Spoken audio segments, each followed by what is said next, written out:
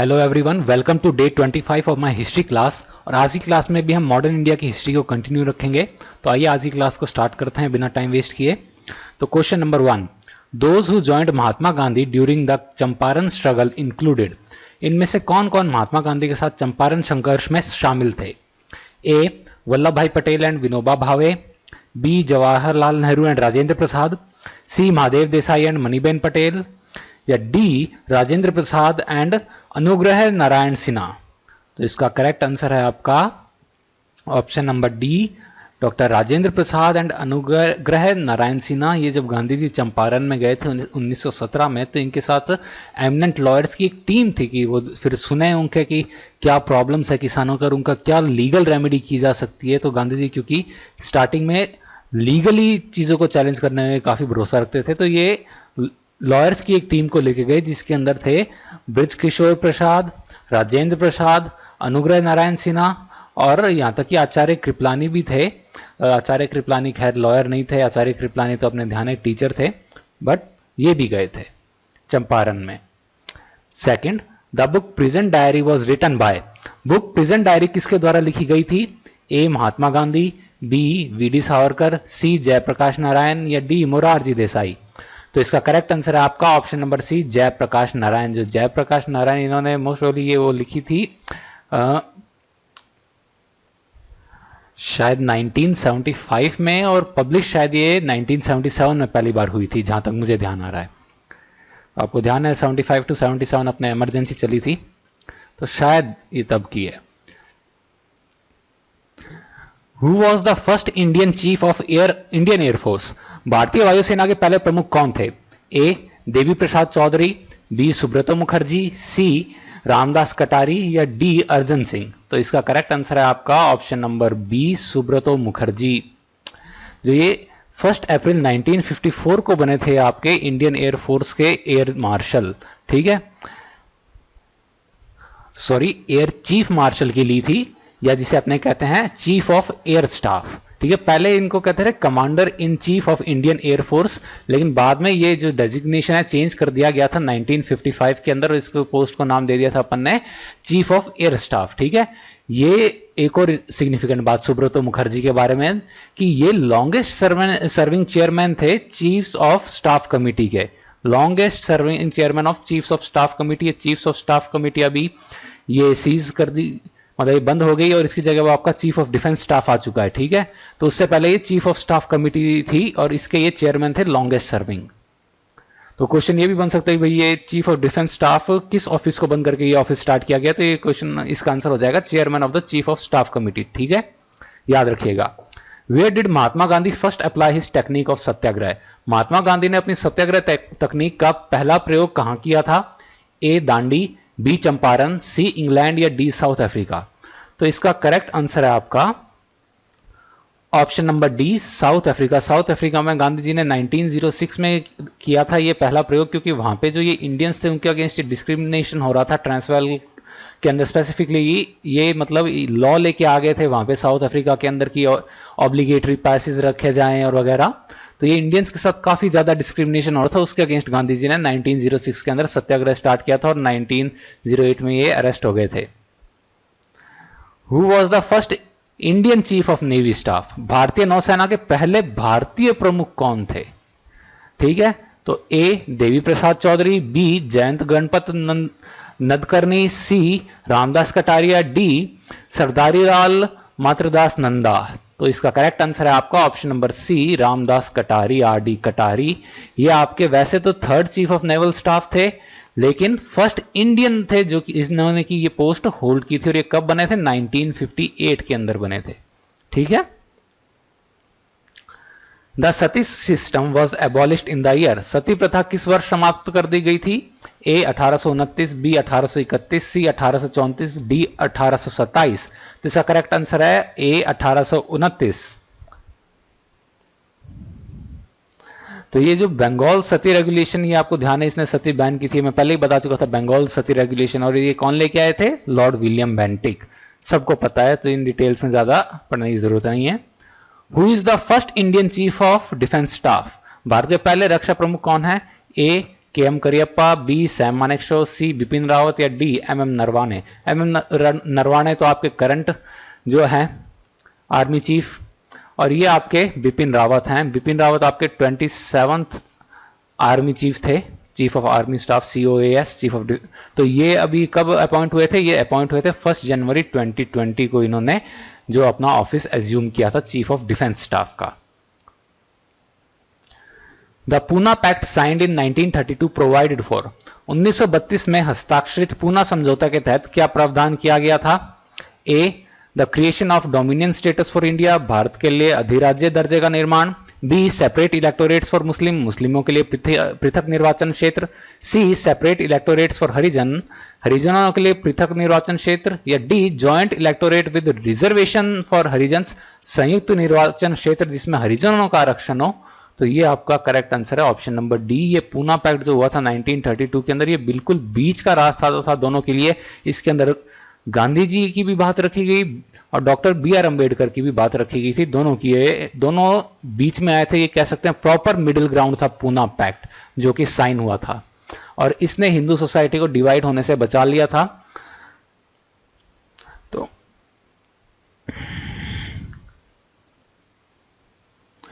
The Vivekananda rock memorial is located in. Vivekananda rock memorial कहां पे स्थित है? A Andaman, B Srinagar, C Kanyakumari या डी लद्दाख। तो इसका करेक्ट आंसर आपका ऑप्शन नंबर सी कन्याकुमारी। ये बना कब था? ये बना था 1970 के अंदर। ऐसा कहा जाता है कि जो स्वामी विवेकानंद है, इन्हें यहां पे एनलाइटनमेंट हुआ था, ज्ञान की प्राप्ति हुई थी। The first Indian goods train ran in. पहली भारतीय मालगाड़ी कब चली थी? अब इस पे गौर कीजिए, गुड्स ट्रेन है, मालगाड़ी। 1853 answer, sorry, yes sorry 1853 answer नहीं देना आपको, मालगाड़ी है। इसका करेक्ट आंसर है आपका 1837, ऑप्शन नंबर सी 1837। तो जैसे पहला प्रपोजल आपके पास इंडियन रेलवे का जो आया था, वो आया था 1832 के अंदर आ गया था मैड्रास के अंदर। लेकिन जो पहली जो ट्रेन चली थी, ये रेड हिल्स टू चिंटाद्रिपेट ब्रिज 1837 में चली थी और इसका नाम था रेड हिल रेलवे। ठीक है, ये भी आपको ध्यान रखना, ये रेड हिल रेलवे नाम था इस पहली मालगाड़ी का, और ये ज्यादातर ग्रेनाइट स्टोन्स ढोने का काम ही करती थी। Who introduced the civil services in India. Bharat में लोक सेवाओं को लाने वाले कौन थे? A Lord Wellesley, B Lord Cornwallis, C Lord Dalhousie या डी लॉर्ड कर्जन। तो इसका करेक्ट आंसर है आपका option number B Lord Cornwallis. तो ये जो प्रेजेंट जो सिविल सर्विसेज है, इसका पहले तो ये जो पैटर्न जो है मेनली, ये जो ब्रिटिश इंडिया के अंदर जो इंडियन सिविल सर्विसेज होती थी उसके बेसिस पे ही है, और जो ये लेके जो बेसिकली फाउंडेशन रखी थी वो लॉर्ड वॉरेन हेस्टिंग्स ने रखी थी। लेकिन जो लॉर्ड कॉर्नवेलिस हैं, उन्होंने इसको रिफॉर्म किया, मॉडर्नाइज किया और रैशनलाइज किया। इसलिए जो चार्ल्स कॉर्नवेलिस या लॉर्ड कॉर्नवेलिस हैं, इन्हें कहा जाता है the father of civil service in India. Okay, तो अगर ये कल को क्वेश्चन आए who is known as the father of civil service in India, तो इसका आंसर भी होएगा लॉर्ड कॉर्नवेलिस। ठीक है, next, the original name of Swami Vivekananda was. Swami Vivekananda का वास्तविक नाम क्या था? ए नरेंद्रनाथ बासु, बी बटुकेश्वर दत्त, सी नरेंद्रनाथ दत्त या डी बटुकेश्वर बासु। तो इसका करेक्ट आंसर है आपका नरेंद्रनाथ दत्त। और स्वामी दयानंद सरस्वती का था मूल Shankar.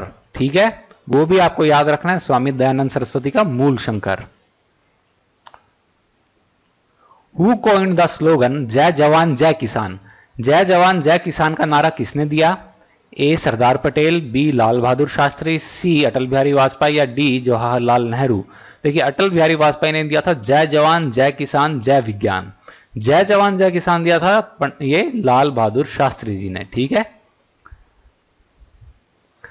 Subhash Chandra Bose set up the provisional government of free India in. Subhash Chandra Bose ने स्वतंत्र भारत की अंतरिम सरकार, अंतिम नहीं है अंतरिम आएगा, अंतरिम सरकार का गठन कहां किया था? A Burma, B Singapore, C Thailand या डी इंडोनेशिया। तो आपको ध्यान है, सिंगापुर से रेडियो टेलीकास्ट के अंदर इन्होंने गांधी जी को राष्ट्रपिता, फादर ऑफ द नेशन पहली बार बोला था। तो इसका आंसर करेक्ट सिंगापुर ही है। इन्होंने अक्टूबर 1943 के अंदर एस्टेब्लिश की अर्जी हुकूमत ए आज़ाद हिंद। ठीक है, ये प्रोविजनल फ्री गवर्नमेंट थी सिंगापुर में और इसको कई सारे कंट्रीज ने रिकॉग्निशन दिया। वो कौन कौन सी थी? Japan, Nanaki China, Thailand, Burma, Italy, Germany, यहां तक कि फिलीपींस ने भी उस टाइम 11 कंट्रीज ने रिकॉग्निशन दिया था इसको। बड़ी सिग्निफिकेंट बात है ये। Which of the following acts establish the federal court in India? निम्न में से किस अधिनियम ने भारत में संघीय न्यायालय की स्थापना की? ए 1925, बी 1920, सी 1935 या डी 1899? तो इसका करेक्ट आंसर है आपका ऑप्शन नंबर सी 1935। तो ये जो फेडरल कोर्ट है ये अपना 1937 के अंदर एस्टेब्लिश हुआ था और इसके प्रोविजंस रखे गए थे under the government of India act 1935। इसकी सीट थी आपके चैम्बर ऑफ ये प्रिंसेस जो पार्लियामेंट बिल्डिंग है दिल्ली में उसके अंदर, और इसके अंदर चीफ जस्टिस एक थे और दो थे इसके पुइसाइन जजेस, सॉरी नॉट प्यूसाइन, प्यूनी जजेस, सॉरी ये मैंने गलत पढ़ लिया, प्यूनी जजेस थे। प्यूनी जजेस क्या होते हैं कि ये कोई भी हाई रैंक के जजेस, लेकिन जो चीफ जस्टिस होता है उससे लोअर रैंक के जो होते हैं उन्हें कहते हैं प्यूनी जजेस। तो ये प्यूनी जजेस दो थे और एक चीफ जस्टिस थे, और चीफ जस्टिस आपके थे सर मॉरिस गुआयर, और बाकी जो दो जजेस थे वो थे Sir Shah Mohammad Suleman and M R. Jayakar. ठीक है, और ये कब तक फंक्शनल रहा? ये फंक्शनल रहा 28 जनवरी 1950, जब इंडिया 2 डेज मतलब तब अपना सुप्रीम कोर्ट एस्टेब्लिश हो गया था 28 जनवरी 1950, तो तब तक ये फंक्शनल रहा था। तो ये क्वेश्चन भी आपको बन सकता है कि ये सुप्रीम कोर्ट कब एस्टेब्लिश हुआ? तो 28 जनवरी 1950। और ये क्वेश्चन भी आ सकता है कि जो ये हुआ था फेडरल कोर्ट, इसके पहले चीफ जस्टिस कौन थे? तो इसका आंसर हो जाएगा सर मॉरिस गुआयर। ठीक है। Which among the following states was forced to merge itself with the Union of India after 1947? 1947 के बाद भारत में विलय के लिए निम्न में से किस राज्य पर बल प्रयोग किया गया था? ए हैदराबाद, बी कश्मीर, सी पटियाला या डी मैसूर? तो इसका करेक्ट आंसर है आपका हैदराबाद। ये जो हैदराबाद का निज़ाम है उसको फोर्स कर दिया गया था क्योंकि ये अपने मर्ज नहीं हो रहा था ये इंडिया के साथ, तो इसको अपने यहाँ पे भेजिए अपनी मिलिट्री। इसका ऑपरेशन का नाम था ऑपरेशन पोलो। ठीक है, और यहाँ पे फिर अपने सितंबर 1948 के अंदर मिलिट्री भेज के इसको इंडियन स्टेट, इंडियन जो अपने डोमिनियन है उसके अंदर मर्ज कर लिया, एनेक्स कर लिया। ठीक है, इंडियन यूनियन के अंदर, नॉट डोमिनियन, इंडियन यूनियन के अंदर। The Congress was passing through gloom and Gandhiji himself withdrew from politics all together, devoting himself to his social programme. This refers to which period of the Indian national movement? Congress अवसाद में थी तथा गांधी जी भी खुद को अपने सामाजिक कार्यक्रम के प्रति समर्पित करते हुए राजनीति से अलग हो गए थे। भारतीय राष्ट्रीय आंदोलन का यह दौर कौन सा था?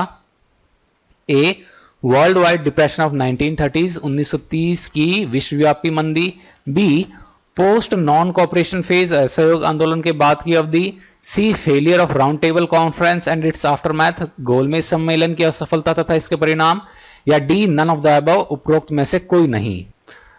तो इसका करेक्ट आंसर है आपका option number B post non cooperation phase, असहयोग आंदोलन के बाद की अवधि। आपको ध्यान है इसके बाद गांधी जी चले गए थे वहां पे अपने ऑल इंडिया टूर पे अगेंस्ट अनटचेबिलिटी, तो ये इन्होंने अपना कैंपेन बना लिया था कि मैं अब अनटचेबिलिटी के अगेंस्ट काम करूंगा। तो ये एक काफी बुरा फेज रहा था कांग्रेस का। बाद में गांधी जी ने फिर से कांग्रेस को इकट्ठा किया था, वो बात अलग है। Who was the pioneer of the western system of education in India? Bharat में पश्चिमी शिक्षा की प्रणाली के अग्रदूत कौन थे? ए दयानंद सरस्वती, बी लाला लाजपत राय, सी राजा राममोहन रॉय या डी सुरेंद्रनाथ बनर्जी? तो इसका करेक्ट आंसर है आपका ऑप्शन नंबर सी राजा राम मोहन रॉय। जो राजा राम मोहन राय ये बिलीव करते थे कि ये एजुकेशन से आपके सोशल रिफॉर्म्स हो सकते हैं, तो इन्होंने 1817 के अंदर डेविड हेयर के साथ मिलकर हिंदू कॉलेज की एस्टेब्लिश किया कैलकाटा में, और 1822 में इन्होंने फाउंड किया एंग्लो हिंदू स्कूल, जिसके बाद इन्होंने फिर 1826 में वेदांता कॉलेज भी फाउंड की थी। तो आपको ये याद रखने हैं हिंदू कॉलेज कब एस्टेब्लिश हुई? 1817 के अंदर। किन किन ने किया? राजा राम मोहन रॉय और डेविड हेयर ने। 1822 के अंदर इन्होंने एंग्लो हिंदू स्कूल, तो एंग्लो हिंदू स्कूल 1822, और वेदांता कॉलेज 1826। ईयर से आपको याद रखने, ईयर्स इंपॉर्टेंट है आपके लिए। Next, who used the term untouchable for the scheduled caste for the first time? अनुसूचित जातियों के लिए पहली बार अस्पृश्य शब्द का प्रयोग किसने किया था? ए. J.S. Nesfield, B. W.C. Crook, सी. एल्फ्रेड लेल या D. H.H. राइजले?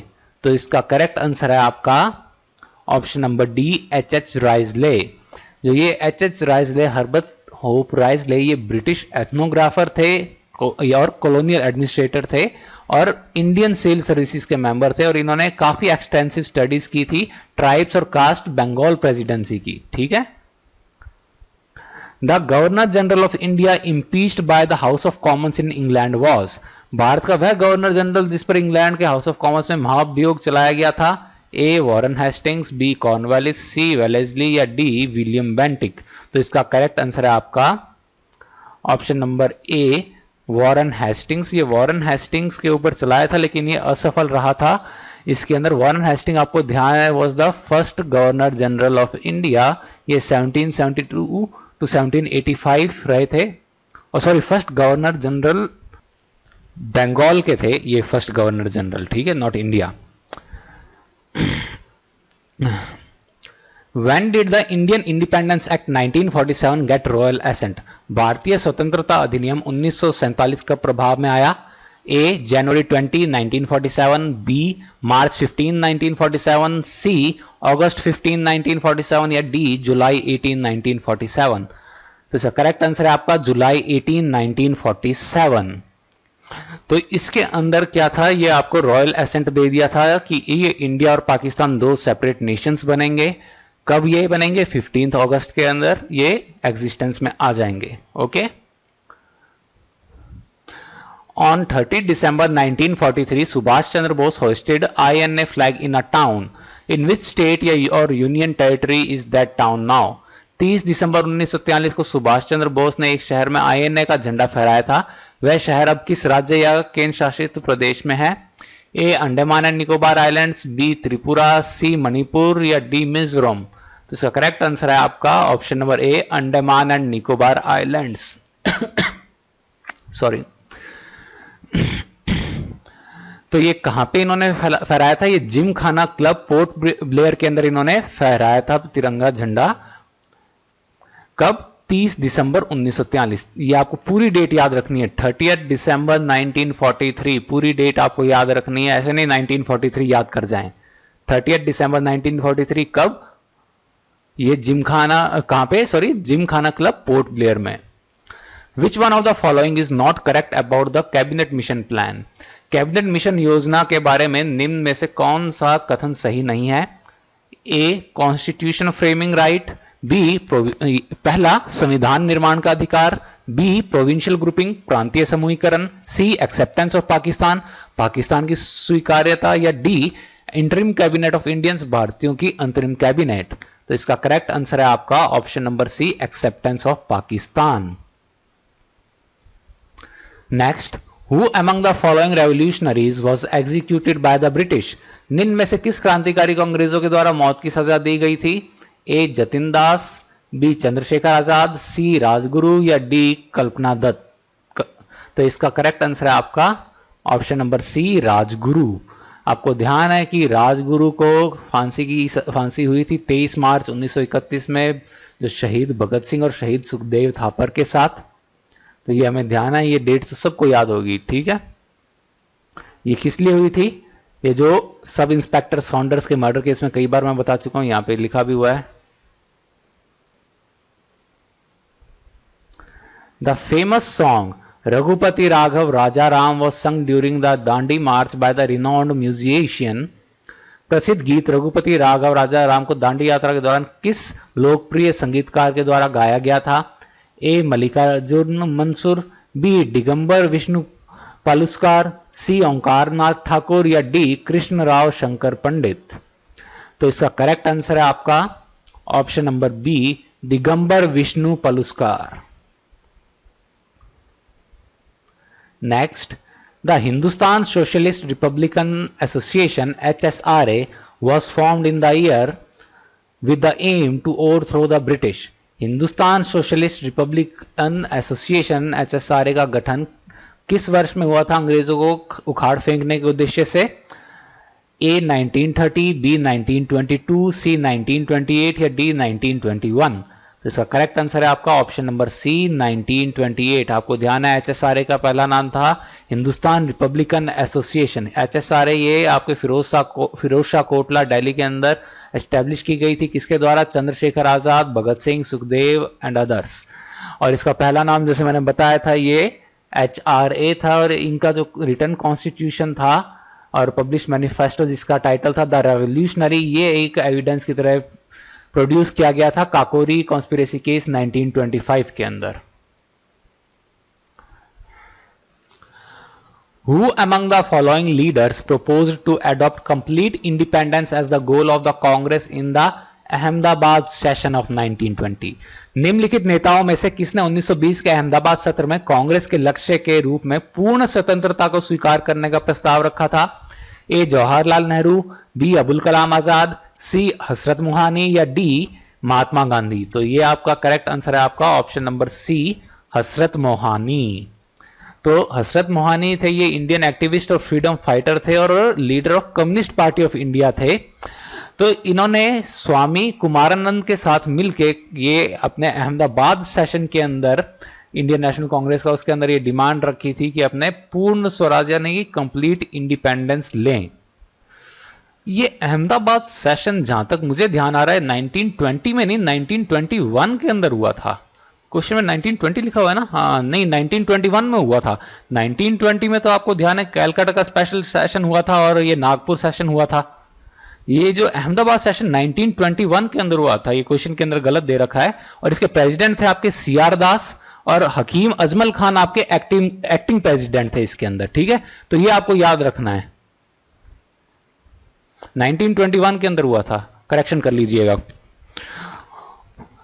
Who was not only Sri Lanka's first woman prime minister but also the first woman prime minister in the world?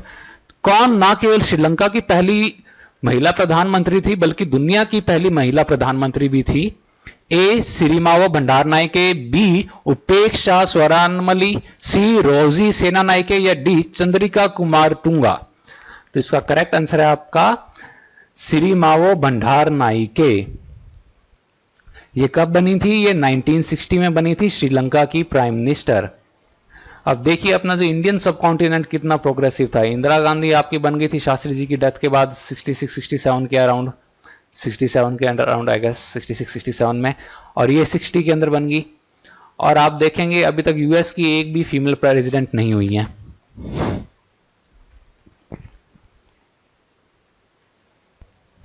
Where were the Ghadar revolutionaries who became active during the outbreak of the World War I based?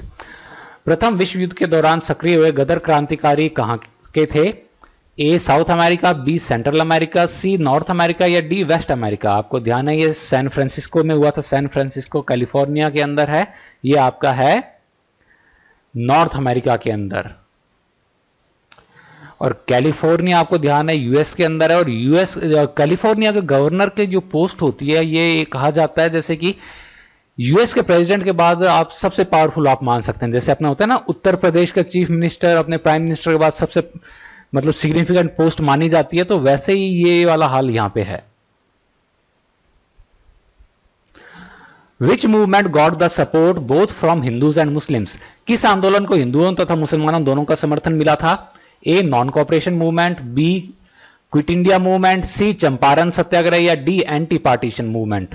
तो इसका correct answer है आपका option number ए non cooperation movement, क्योंकि ये गांधी जी ने खिलाफत आंदोलन को सपोर्ट करके ये बहुत ही स्मार्ट काम किया था और हिंदू मुस्लिम यूनिटी इन्होंने एस्टेब्लिश कर ली थी। और इस हिंदू मुस्लिम यूनिटी का आपको देखिए लॉन्ग टर्म ऐसे बेनिफिट्स मिले कि पार्टीशन के टाइम राइट्स हो रहे थे, फिर भी गांधी जी दंगे रोक पाए थे दोनों हिंदूज और मुस्लिम्स को। ठीक है, स्टार्टिंग इन्होंने मुस्लिम मेजोरिटी एरिया से की और वहां के मुस्लिम्स को राइटिंग से रोका था, जबकि गांधी जी खुद हिंदू थे।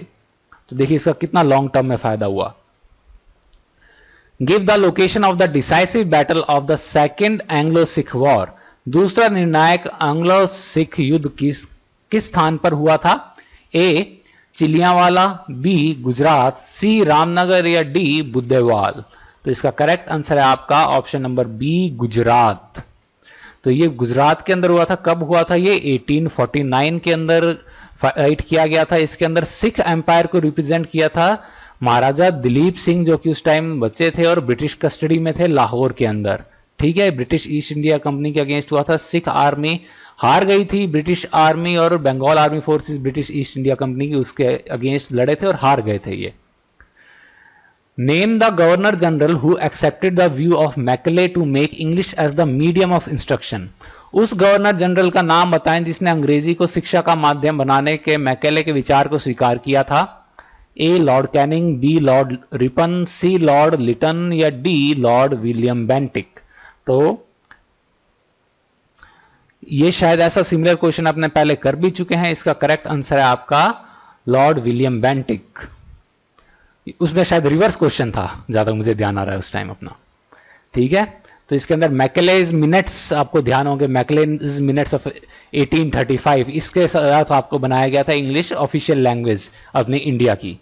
ये रिकमेंडेशन दी थी मैकेले ने और इसको लॉर्ड विलियम बेंटिक जो उस टाइम थे आपके, उन्होंने एक्सेप्ट कर ली थी। In which of the following sessions did the Indian National Congress pass a resolution on the fundamental rights? निम्न में से किस अधिवेशन में भारतीय राष्ट्रीय कांग्रेस ने मौलिक अधिकारों पर प्रस्ताव पारित किया था?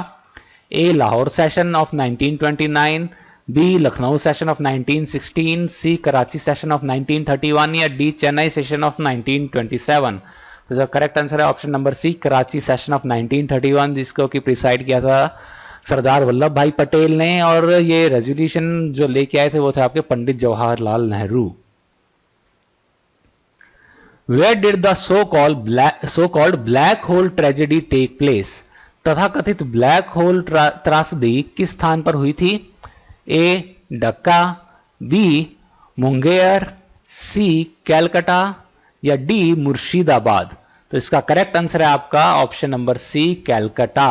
ये ब्लैक होल ट्रेजेडी हुई थी जून 1756 के अंदर। क्या था कि ये जो नंबर ऑफ ये यूरोपियंस थे, इनको इंप्रिजन करके रखा था कलकत्ता में, और इसके इनमें से कई सारे लोग जो थे ये मारे गए थे। ये जो यूरोपियंस जो रिमेनिंग थे ये कौन थे? ये थे डिफेंडर्स ऑफ कलकत्ता। कब? जब ये कैप्चर कर लिया था सिराजुद्दौला ने कलकत्ता को, तो उसके बाद जो ये डिफेंडर्स रह गए थे उस एम्पायर के, उसके मतलब रिमेनिंग डिफेंडर्स वो थे ये लोग, इनको इंप्रिजन कर रखा था और इनमें से कईयों की जो डेथ हो गई थी उस ट्रेजेडी को कहते हैं ब्लैक होल ट्रेजेडी। कब हुई थी? 1756 में। नवाब कौन था? सिराजुद्दौला। ये डिटेल्स याद रखिएगा। In collaboration with David Hare and Alexander Duff, who of the following established Hindu college at Calcutta? David Hare तथा अलेक्जेंडर डफ की सहायता से निम्न में से किसने कलकत्ता में हिंदू कॉलेज की स्थापना की थी? ए केशव चंद्र सेन, बी ईश्वर चंद्र विद्यासागर, सी राजा राममोहन रॉय या D Henry Louis Vivian Derozio. तो इसका करेक्ट आंसर है आपका ऑप्शन नंबर सी राजा राममोहन राय। ये मैंने आपको बताया भी था डिटेल्स में इनिशियल क्वेश्चंस के अंदर। Next, the sipahi mutiny in India started from? भारत में सिपाही विद्रोह कहां से शुरू हुआ? A Rajkot, B Meerut, C Bareilly या डी चंपारण। तो इसका करेक्ट आंसर आपका option number B Meerut. Who participated the least in the Indian national movement? भारतीय राष्ट्रीय आंदोलन में सबसे कम भागीदारी किसकी थी? ए लैंडलॉर्ड्स एंड मर्चेंट्स, भूस्वामी तथा व्यापारियों की, बी गवर्नमेंट ऑफिशियल्स, सरकारी अधिकारियों की, सी कैपिटलिस्ट्स, पूंजीपतियों की या डी प्रिंसेस ऑफ स्टेट्स, राज्य के राजकुमारों के। तो इसका करेक्ट आंसर है आपका डी। ये जो राज्य के राजकुमार थे इन्होंने सबसे कम भागीदारी इसमें अपनाई थी। ये अपने आराम से राज का ठाठा मतलब आराम से राज चलाते थे। यहाँ तक कि ऐसा था कि जब ये थोड़ी सी ये राइट्स या ऑटोनॉमी मांगने लगे कि प्रोविंसेस की हमें ज़्यादा राइट्स मिले, हमें आज़ादी मिले ये प्रिंसली स्टेट्स के अंदर, तो जहाँ तक मुझे ध्यान है बीकानेर के महाराजा के स्टेटमेंट्स था कि शायद कि थोड़े से इनको कुछ राइट्स दे देते हैं और बाद में ये अपने आप चुप हो जाएंगे, इनको कोई अपने आज़ादी देने की ऐसे कोई ज़्यादा ज़रूरत नहीं है, थोड़ा सा कुछ यूँ इनको बहला देते हैं। तो ये स्टेटमेंट जब गांधी जी के पास पहुंचा था तो गांधी जी ने इसको सीवियरली क्रिटिसाइज भी किया था। The Portuguese governor who abolished Sati in Goa was? वह पुर्तगाली गवर्नर जिसने गोवा में सती को समाप्त किया था वह कौन था? ए अल्बुकर्क, बी कैब्रल, सी एल्मेडा या डी ब्रैगेंजा। तो इसका करेक्ट आंसर है आपका ऑप्शन नंबर ए अल्बुकर्क। ये जो थे सेकंड गवर्नर थे and he is regarded as the real founder of Portuguese colonial empire in India. तो इन्होंने सती प्रैक्टिस जो थी इसको गोवा के अंदर एबॉलिश किया था। The first article in which the English started trading was, पहली वस्तु कौन थी जिसका अंग्रेजों के व्यापार शुरू किया था अंग्रेजों ने? तो वो है आपके देखें, ए इंडिगो यानी नील, बी पेपर यानी काली मिर्च, सी सॉल्ट पीटर यानी कि शोरा या डी कॉटन यानी कपास। तो इसका करेक्ट आंसर है आपका ऑप्शन नंबर ए इंडिगो। अच्छा, कोई बता सकता है सॉल्ट पीटर क्या होता है? एक्चुअली में इसका केमिकल फॉर्मूला क्या होता है? सॉल्ट पीटर होता है पोटेशियम नाइट्रेट KNO3। ठीक है, ये याद रखना है। It is an mineral of potassium. क्या है? KNO3 potassium nitrate. Who was the Indian Army Chief at the time of Bangladesh liberation war? Bangladesh मुक्ति युद्ध के समय भारतीय सेना के प्रमुख कौन थे? ये था नहीं यहाँ पे के प्रमुख कौन थे? तो ये आपने देखें, A Roy Bucher, B Rob Lockhart, C KM Cariappa या डी सैम मानेकशॉ। तो आपको ध्यान है रॉय बुचर तो अपने इंडिपेंडेंस के बाद पहले आपके आर्मी चीफ रहे थे, लेकिन ये इंडियन नहीं थे, ये पहले इंडियन आर्मी चीफ हैं। ये सैम मानेकशॉ थे उस टाइम आपके बांग्लादेश लिबरेशन वॉर के टाइम इंडियन आर्मी चीफ। इन्हें 1973 में फील्ड मार्शल बना दिया गया था। और मैंने ये बात आपको पहले बताई थी, लेकिन गलती से मैं उस टाइम 1773 बोल गया था। 1773 नहीं था, 1973 था। ही was the first field marshal. ठीक है, और इनके अलावा एक और फील्ड मार्शल हुए अपने KM करियप्पा। कब बने थे? 1986 के अंदर।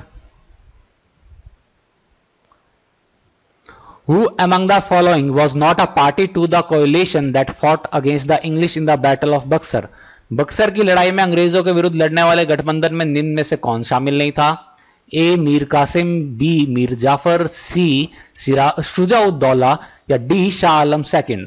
तो देखिए, मीर कासिम बंगाल का नवाब था, शुजाउद्दौला जो था ये अवध का नवाब था, और शाह आलम सेकंड ये आपका मुगल एम्परर। ये तीन तो साथ थे, और ये मीर जाफर जो था ही was a British puppet.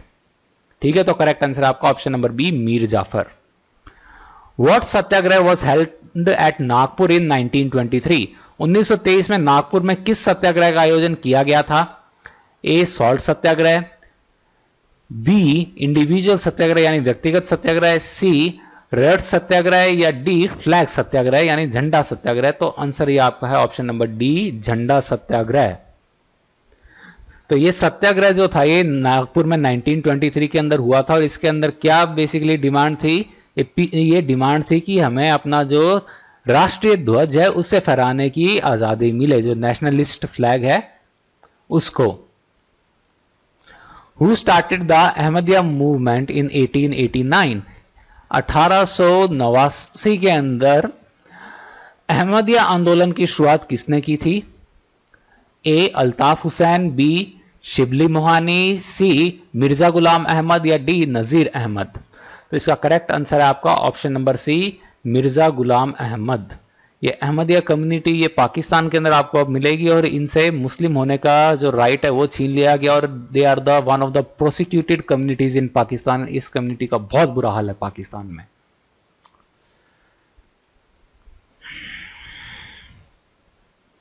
Who established the Indian Civil Liberties Union in 1936? 1936 में इंडियन सिविल लिबर्टीज यूनियन की स्थापना किसने की थी? ए सुभाष चंद्र बोस, बी बाल गंगाधर तिलक, सी पंडित जवाहरलाल नेहरू या डी राजेंद्र प्रसाद, डॉक्टर राजेंद्र प्रसाद। तो आंसर है आपका ऑप्शन नंबर सी पंडित जवाहरलाल नेहरू। इन्होंने ये फाउंड किया था 1936 में, कहाँ पे? बॉम्बे के अंदर, और ये था अपने origin of human rights movement in India. ठीक है, इसको कहा जाता है origin of human rights movement in India. तो अगर कल को क्वेश्चन आए which is known as which is considered as the origin of human rights movement in India, तो आपका करेक्ट आंसर होगा इंडियन सिविल लिबर्टीज यूनियन। कौन से फाउंडर? पंडित जवाहरलाल नेहरू। कब फाउंड हुई? 1936 के अंदर। कहां हुई? बॉम्बे के अंदर। ठीक है। By what percentage were the wages of the workers at the Ahmedabad mill increased after Gandhiji's interference in the strike? Ahmedabad में मजदूरों की हड़ताल में गांधी जी के हस्तक्षेप के बाद मजदूरों का वेतन कितने प्रतिशत बढ़ा था? ए 15%, बी 45%, सी 25% या डी 35%। तो देखिए मिल ओनर्स शायद चाहते थे 20% बढ़ाना, लेबरर्स चाहते थे 50%, गांधी जी ने बीच का निकाला दोनों का 35%। तो आपका ऑप्शन नंबर डी करेक्ट है, 35%। Next, which of the following was established first? निम्नलिखित में से किसकी स्थापना सबसे पहले हुई? Banaras Hindu university, university of Bombay, Aligarh Muslim university या यूनिवर्सिटी ऑफ इलाहाबाद? तो अपने देखें, अपने बनारस हिंदू यूनिवर्सिटी आपकी एस्टेब्लिश हुई थी 1916 में, यूनिवर्सिटी ऑफ बॉम्बे हुई थी 1857 में I guess, Aligarh Muslim university, अब इसके अंदर देखें अलीगढ़ मुस्लिम यूनिवर्सिटी वैसे शायद 1920 में आई थी, लेकिन इससे पहले ये मॉडर्न एंग्लो ओरिएंटल कॉलेज था, वो 1875 के अंदर एस्टेब्लिश हुआ था। और इलाहाबाद जो यूनिवर्सिटी है ये 1887 के अंदर हुई थी। तो आप देखेंगे सबसे पहले आपकी आई थी university of Bombay, option number B. Elections to the constituent assembly were held in, संविधान सभा के चुनाव कब हुए?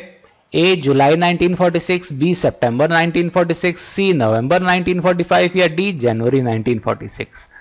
तो ये मिड 1946 में हुए थे, जून जुलाई के अंदर। तो इसका करेक्ट आंसर है आपका जुलाई 1946, option number A. Who gave the title of Mahamana to Madan Mohan Malviya? Madan Mohan Malviya को महामना की उपाधि किसने दी थी? ए दादा भाई नौरोजी, बी गोपाल कृष्ण गोखले, सी महात्मा गांधी या डी बाल गंगाधर तिलक? तो इसका करेक्ट आंसर है आपका option number C, Mahatma Gandhi. Next, Englishmen are more efficient partly by upbringing, partly by race and partly by education. Who said this? अंग्रेज पुरुष आंशिक रूप से परवरिश से, आंशिक रूप से नस्ल से और आंशिक रूप से शिक्षा से अधिक कुशल हैं। यह किसने कहा था? A Ripon, B Lord Curzon, C Dufferin या D Minto?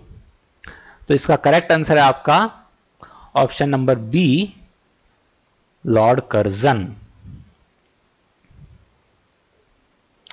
The Narendra Mandal or Chamber of Princes was inaugurated in 1921 by, Narendra Mandal का उद्घाटन 1921 में किसके द्वारा किया गया था? A Lord Curzon, B Lord Wellesley, C Duke of Connaught या डी ड्यूक ऑफ वेलिंगटन? तो इसका करेक्ट आंसर है आपका option number C, Duke of Connaught. ठीक है, ये हुआ था फरवरी 1921 में। ये एक रॉयल प्रोक्लेमेशन के साथ ये इंस्टीट्यूट किया गया था, चैम्बर ऑफ प्रिंसेस, एंड इसको इनोग्रेट किया था ड्यूक ऑफ कैनॉट ने। कहां पे? दीवान आम रेड फोर्ट के अंदर। किसके बिहाफ पे? जो ये आपके किंग एम्परर, उनके बिहाफ पे। ओके, कहां पे किया था? दीवान आम रेड फोर्ट। तो इसी के साथ आपके 50 क्वेश्चन आज के खत्म हो गए। आज की क्लास को यहीं पे एंड करते हैं।